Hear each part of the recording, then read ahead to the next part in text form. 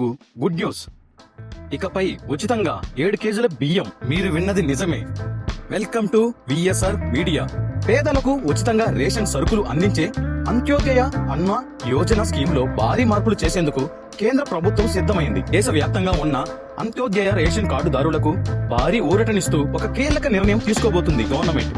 ఇప్పటి వరకు అమలులో ఉన్న నిబంధనలను సవరించి లబ్ధిదారులకు మరింత ప్రయోజనం చేకూర్చేలా కొత్త రూల్స్ తీసుకురావాలని కేంద్రం యోచిస్తుంది. ప్రస్తుతం అమలులో ఉన్న విధానం ప్రకారం అంత్యోదయ కార్డు ఉన్న ప్రతి కుటుంబానికి అందులో ఉన్న సభ్యుల సంఖ్యతో సంబంధం లేకుండా నెలకు 35 కిలోల బియ్యం పంపిణీ చేస్తున్నారు. అయితే ఇందులో కీలక మార్పు చేస్తూ ఇకపై కుటుంబంలోని ఒక్కో వ్యక్తికి ఖచ్చితంగా 7 కిలోల చొప్పున స్టోర్ బియ్యం ఇవ్వాలని ప్రభుత్వం భావిస్తుంది. ఈ కొత్త నిర్ణయం అమలైతే ఎక్కువ మంది సభ్యులు ఉండే పెద్ద కుటుంబాలకు ఎంతో మేలు జరుగుతుందని అధికారులు అంచనా వేస్తున్నారు. ఉదాహరణకు ఒక కుటుంబంలో 6 సభ్యులు ఉంటే వారికి ఏకంగా 42 కిలోల బియ్యం అందుతాయి. త్వరలోనే ఈ ప్రతిపాదనపై ప్రభుత్వం అధికారంగా తుది నిర్ణయం తీసుకునే అవకాశం ఉంది.